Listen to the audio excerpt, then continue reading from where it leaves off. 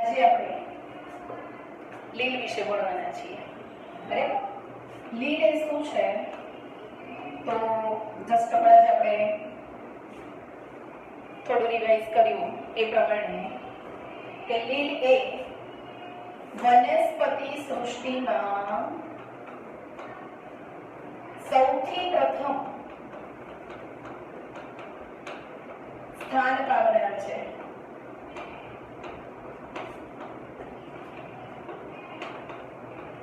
Okay, સૌથી પ્રથમ સ્થાન પામેલું છે વનસ્પતિ સૃષ્ટિમાં. ધેટ મીન્સ વનસ્પતિ જેવા એના લક્ષણો હશે.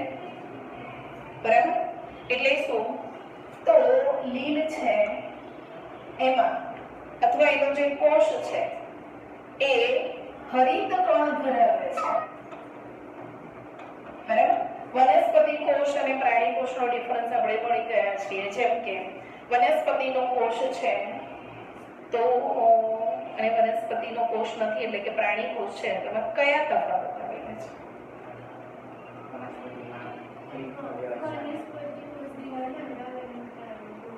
ના ધરાવે. સેકન્ડ, હરિતદ્રવ્ય ધરાવે અને ના. આ મેઇન તો આપણને ખબર જ છે. બરાબર?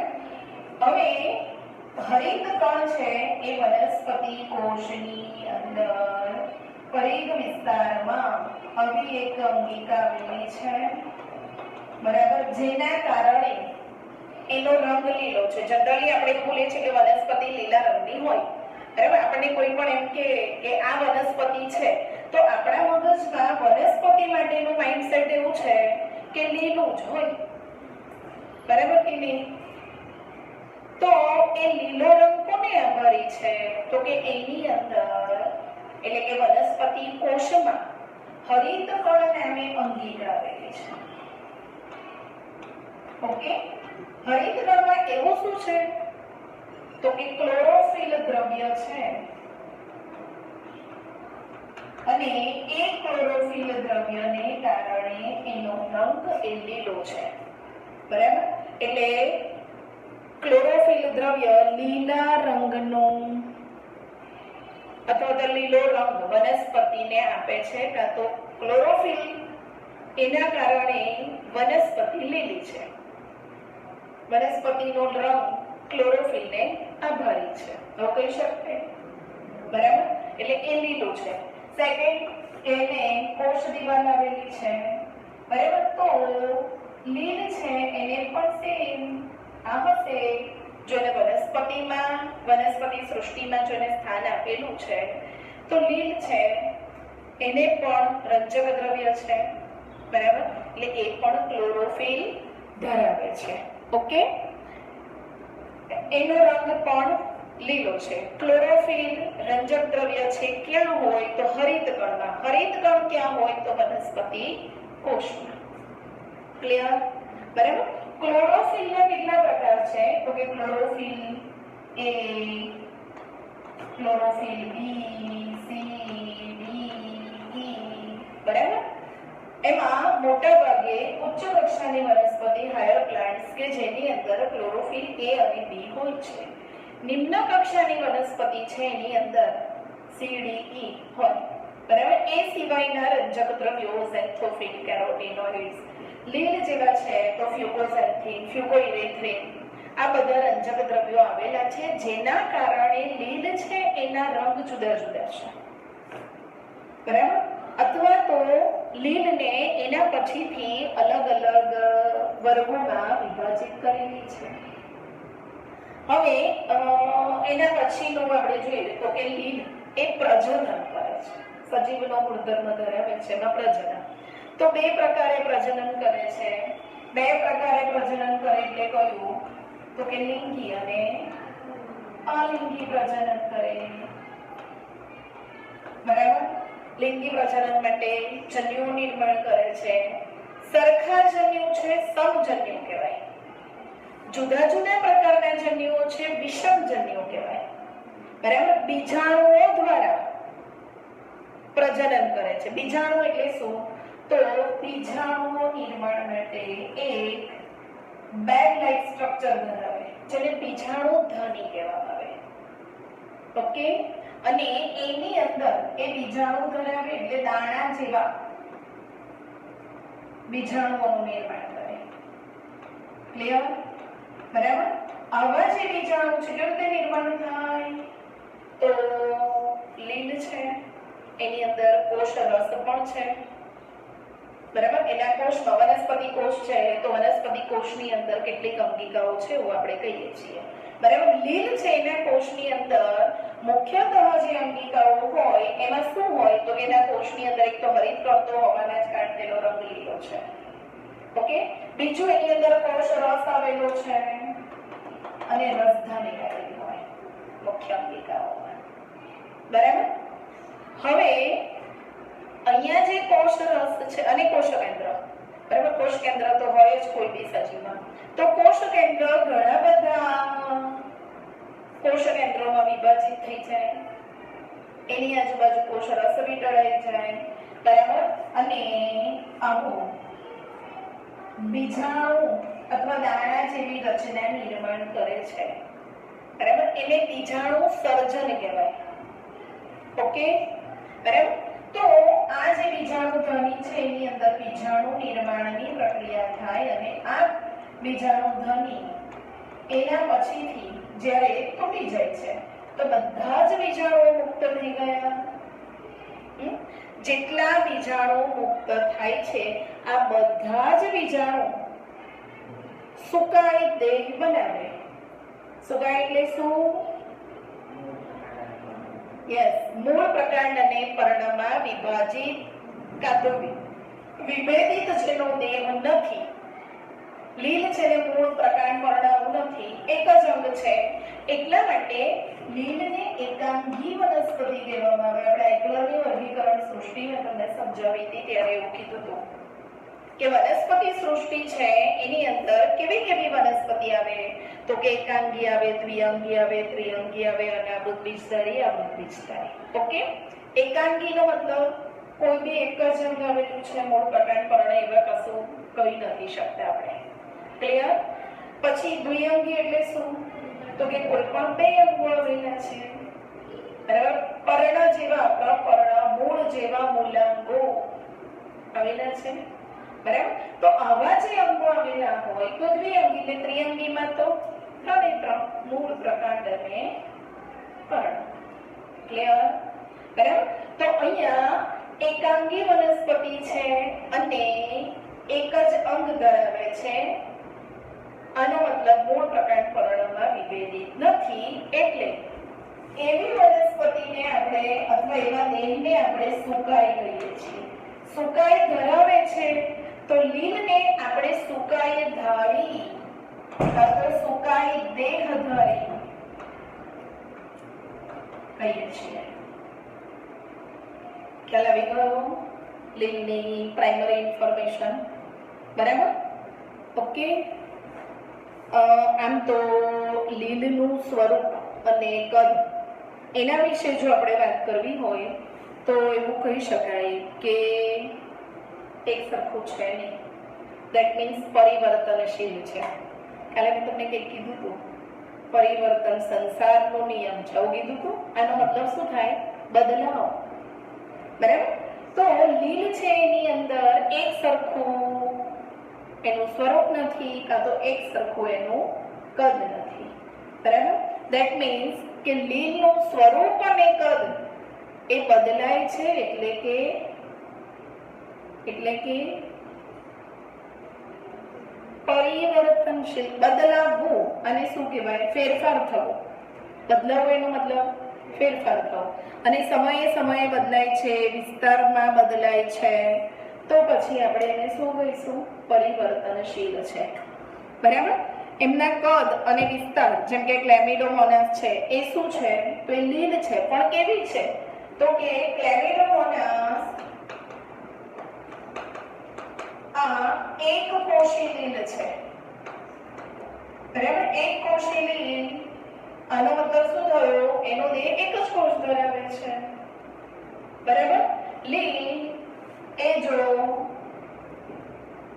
પક્ષમાં ધરાવે તો પક્ષમધારી કહેવામાં આવે. જો નથી તો એને પક્ષમવિહીન કહેવામાં આવે. કેટલીક લીલ એવી પણ છે કે જે તંતુમય છે, તાતણા કેવા હોય, બરાબર, એવો તંતુમય દેહ ધરાવે છે. કેટલીક લીલ એવી પણ છે ઝુંડનારે કોલોનિયલ એને કહેવામાં આવે, બરાબર, એટલે વસાહતી, આનો મતલબ કોલોનિયલ એટલે વસાહતી. એની અંદર જે પિતૃકોષ પિતૃ વસાહત અને બાળ વસાહત આવેલી હોય. એની અંદર આવેલા કોષો એક કરતા વધારે છે. આનો મતલબ એવો થાય કે બહુકોષીય છે વોલ્વક્સ, બરાબર. તો એમાં એનો દેહ સમજો આ અલગ અલગ કોષ છે અને એ કોષો ઇન્ટરનલી એકબીજા સાથે જોડાયેલા છે. ખ્યાલ આવ્યો? બરાબર. બધા કોષો છે, બધા કોષો ભેગા રહે છે, ઝુંડમાં રહે છે કાં તો સમૂહમાં રહે છે અને બધા કોષો આંતરિક રીતે એકબીજા સાથે જોડાયેલા છે. તો બધા કોષો એક સાથે રહ્યા. ખ્યાલ આવ્યો? બરાબર. તો આ બધા લીલના કોષો સાથે રહે છે એટલે સમૂહ બનાવ્યું, ગ્રુપ બનાવ્યું, ઝુંડ બનાવ્યું અને આપણે શું કહીએ? વસાહતી. બરાબર. તો આવી રીતે આવેલા જે છે આ કયા છે? તો એને પિતૃ વસાહત કહેવામાં આવે. તમારી બુકની અંદર આકૃતિ પણ આવી રીતે આપેલી છે, જુઓ, બરાબર. અને એની વચ્ચે તમને ડોટર સેલ અથવા તો બાળ વસાહત આવું પણ કંઈક આપેલું છે, દેખાય છે? બરાબર. અહીંયા હું રાઉન્ડ રાઉન્ડ હતું નથી, અહીંયાથી કોષો છે પણ મને ઈઝી પડે એટલે મેં આવું દોરી દીધું. ખ્યાલ આવ્યો? બરાબર. અને બાળ વસાહત એટલે શું? તો કે પિતૃકોષો વિભાજિત થઈ અને ફરીથી બીજી વસાહત રચે છે, બરાબર, એટલે પ્રજનન. તો આવી બાળ વસાહત ફરી એ બનાવી દે અને જ્યાં આવું છે સ્ટ્રક્ચર તો એને બાળ વસાહત કહેવાય, બરાબર. અને આવા સ્ટ્રક્ચર જે છે આને શું કહેવામાં આવશે? પિતૃ વસાહત. એટલે આપણે કીધું ને સમયે સમયે બદલાય છે. એનું કદ સરખું નથી, એનો આકાર સરખો નથી, એનું સ્વરૂપ પણ સરખું નથી. કેટલીક લીલ એક જ કોષ ધરાવે છે તો એક કોષી કહેવાય, બીજી લીલ તો કે બહુ કોષો ધરાવે એટલે ઘણા બધા ધરાવે તો એને બહુકોષી કહેવામાં આવે. બહુકોષીયમાં પણ જો તંતુ જેવું સરળ સ્વરૂપ ધરાવે છે, બરાબર, સ્પાઇરોગાયરા જેવી લીલ, ખ્યાલ આવી ગયો? બરાબર. એટલે વસાહત ધરાવે તો વસાહતી કહેવામાં આવે એને. ખ્યાલ આવી ગયો બધાને? લીલના અલગ અલગ સ્વરૂપમાં. બરાબર. ઓકે, ચલો. એટલે સ્પાઇરોગાયરા છે, ક્લેમિડોમોનાસ છે અને વોલ્વક્સ, બરાબર. વસાહતી લીલ, તંતુમય લીલ અને ક્લેમિડોમોનાસ કેવી છે? એક કોષી. સમજમાં આવ્યું બધાને? ઓકે, ચલો. હવે લિંગી અને અલિંગી પ્રજનન એમાં આપણે જોયું કે લિંગી પ્રજનન એટલે જન્યુઓ નિર્માણ દ્વારા એ લિંગી પ્રજનન કરે છે. એક સરખા નિર્માણ કરે છે જન્યુઓ તો એને સરખા, એનો મતલબ શું થાય? સમજન્યુઓ નિર્માણ કરે, બરાબર. હવે બીજાણુધાની અહીંયા આપણે અત્યારે ક્યાંક વચ્ચે દોરી, બરાબર. બીજાણુધાનીની અંદર બીજાણુઓ નિર્માણ થાય આવું આપણે કીધું. સમબીજાણુ, આનો મતલબ શું થાય? એક સરખા પ્રકારના બીજાણુઓનું નિર્માણ, બરાબર. વિષમ બીજાણુ એટલે શું? જુદા જુદા પ્રકારના. સમબીજાણુઓ, આમાં જુઓ બધા બીજાણુઓ સરખા પણ હોઈ શકે, જુદા જુદા પણ હોઈ શકે. આ જે બીજાણુઓ છે આમાં જ્યારે બીજાણુધનીમાંથી મુક્ત થઈ જાય એટલે બધા જ બીજાણુઓ બીજાણુધનીથી ફ્રી હવે એની બીજાણુ ધાનીમાં નથી અથવા તો બેગ લાઇક સ્ટ્રક્ચર છે એની અંદર નથી. ઓકે, બરાબર. જે બીજાણુઓ છે એમાં કેટલાક બીજાણુઓ એક કશાપ પણ ધરાવે અને કેટલાક છે નહીં પણ ધરાવે. તો સરખા કહેવાય કે જુદા કહેવાય? જુદા કહેવાશે તો એને વિષમજન્યુ કહેવાય. બરાબર. સરખા જન્યુઓનું જોડાણ તો સમજન્યુ પ્રકારનું લિંગી પ્રજનન કહેવાય. વિષમજન્યુ પ્રકારનું જોડાણ એનાથી સજીવ દેહનું નિર્માણ થાય કાં તો સુકાય દેહનું નિર્માણ થાય તો એને વિષમજન્યુ કહેવામાં આવે. બરાબર. બે જુદા જુદા પ્રકારના અને તે એટલે શું તો કે નરજન્યુ અને માદાજન્યુનું નિર્માણ થાય. બરાબર. માદાજન્યુ અને નરજન્યુમાં ડિફરન્સ શું છે તો કે નરજન્યુ છે નાના હોય, ચલિત હોય. બરાબર. અને માદાજન્યુ મોટા હોય, અચલિત હોય. બરાબર. એટલે આવા જન્યુઓ જે છે એ જોડાય છે, યુગ્મન જ બનાવે અને એમાંથી વનસ્પતિનો અથવા તો લીલનો દેહ બનાવે છે. અંડજન્યુનો પ્રકાર. બરાબર. અલિંગી પ્રજનન કેવી રીતે કરે તો કે અલિંગી પ્રજનનની અંદર અવખંડન ટુકડા. બરાબર. અવખંડન એટલે શું તો સુકાઈ દેહના ઘણા બધા ટુકડા થાય. જેટલા પણ ટુકડા થાય આ બધા જ ટુકડા સ્વતંત્ર એક લીલ તરીકે વર્તે છે, એક સુકાઈ દેહ બનાવે છે. તો આને અલિંગી પ્રજનન કહેવાશે. બીજાણુઓ છે જેટલી જગ્યાએ ફેલાઈ ગયા એ બધી જ જગ્યાએથી નવો એક દેહ બનાવે. ઓકે, તો એમાં પણ એક જ સજીવે ભાગ લીધો છે એટલે આપણે એને લિંગી કહીએ કે અલિંગી કહીએ? જેમાં એક જ સજીવ ભાગ લે તો એને લિંગી કહેવાય કે અલિંગી? એને અલિંગી કહેવાય. સમજણ પડી? કાં તો એક જ પ્રકારના જન્યુ છે. જન્યુ તો લિંગી પ્રજનન આવે પણ એક જ સજીવ ઇન શોર્ટ ભાગ લે છે. બરાબર. કાં તો એ જ દેહ છે એના જ દ્વારા ઘણા બધા દેહ બનવા. તો આને પણ આપણે શું કહીશું? અલિંગી. આપણે લિંગી ને અલિંગી ભેગું થઈ ગયું. કમ્પ્લીટ છે. ઓકે, તો બસ આ આપણી લીલ માટેની પ્રાઇમરી ઇન્ફોર્મેશન છે. બરાબર. બીજું કે લીલ એ આપણને ઘણી બધી રીતે ઉપયોગી છે. જેમ કે લીલ છે પ્રકાશ સંશ્લેષણ કરે છે. પ્રકાશ સંશ્લેષણ કરે છે. ક્લોરોફિલ છે તો એ કરે છે. બરાબર. આનો મતલબ એવો થયો કે કાર્બન નું સ્થાપન કર્યું. બરાબર. કારણ કે આપણને પ્રકાશ સંશ્લેષણ એની વ્યાખ્યા બહુ સારી રીતે ખબર છે અને ઇક્વેશન પણ ખબર છે કે નથી ખબર? બરાબર. શું હોય પ્રકાશ સંશ્લેષણ? એટલે વાતાવરણમાંથી કાર્બન ડાયોક્સાઇડ લે, પાણી લે, ક્લોરોફિલ જોઈએ, સૂર્યપ્રકાશની હાજરી જોઈએ અને એમાં એ પોતાનો ખોરાક બનાવે. આવું આપણે કહીએ છીએ. લીલી વનસ્પતિ કાર્બન ડાયોક્સાઇડ વાયુ અને પાણીની મદદથી સૂર્યપ્રકાશની હાજરીમાં ક્લોરોફિલ એની મદદ લઈ અને શું કરે છે?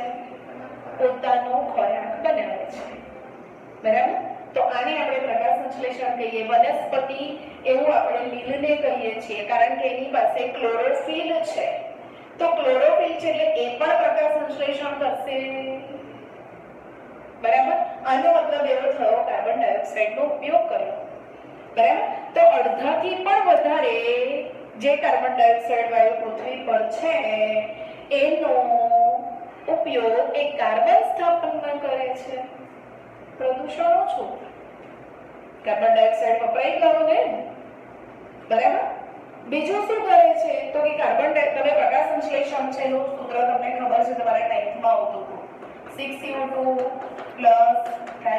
12H2O and then સૂર્યપ્રકાશની હાજરી, ક્લોરોફિલનો ઉપયોગ શું બનાવે? ખોરાક, એટલે શર્કરા બનાવે, એટલે ગ્લુકોઝ. બરાબર. પછી આગળનું ઇક્વેશન શું છે? 6H2O + 6O2. બરાબર ને? કેમ છે આપણે આગળ એક વનસ્પતિનું પ્રકાશ સંશ્લેષણનું ચેપ્ટર જ શીખવાના છે, એટલે ઇક્વેશન ત્યારે બેલેન્સ કરશું આપણે. બરાબર. પણ જે તમે જાણો છો એવું કંઈક છે. આનો મતલબ એવો થયો ઓક્સિજન એને ફ્રી કરે છે, મુક્ત કરે છે. બરાબર. જે આપણા માટે તો પ્રાણવાયુ છે, પ્રદૂષણ ઓછું કરે છે અને ઓક્સિજન આપે છે. બરાબર. એટલે અડધા કરતા પણ વધારે કાર્બન ડાયોક્સાઇડનું સ્થાપન કરે છે. કોના દ્વારા? પ્રકાશ સંશ્લેષણ દ્વારા. બરાબર. કેટલીક લીલ એ અવકાશ યાત્રીઓ એને પૂરક આહાર એટલે ખોરાક તરીકે પણ ઉપયોગ કરે છે. બરાબર. ક્લોરેલા જેવી લીલ છે, એનો ઉપયોગ એ અવકાશ યાત્રીઓ ખોરાક તરીકે કરે છે. એનો ખોરાક લે. બરાબર. એનું રીઝન કે એની અંદર પ્રોટીનનું પ્રમાણ એ વધારે આવેલું છે. ક્લિયર? સ્પાઇરુલિના સેમ, એની અંદર પણ પ્રોટીનનું પ્રમાણ વધારે આવેલું છે અને એનો પણ અવકાશ યાત્રીઓ એ ખોરાક તરીકે ઉપયોગ કરે. આપણે બધા આઈસ્ક્રીમ તો ખાઈએ. બરાબર. આઈસ્ક્રીમની અંદર જિલેટીન આવેલું હોય છે. બરાબર.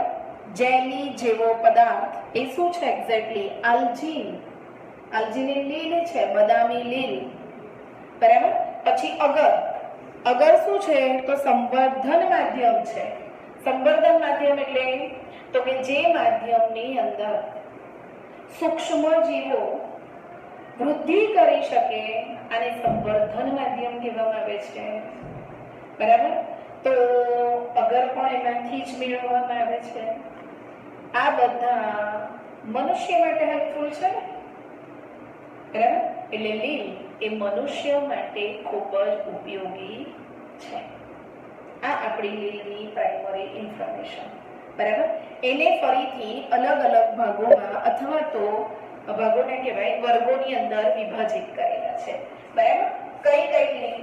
તો કે લીલના એના રંજક દ્રવ્યોને આધારે અલગ અલગ પ્રકાર છે. બરાબર.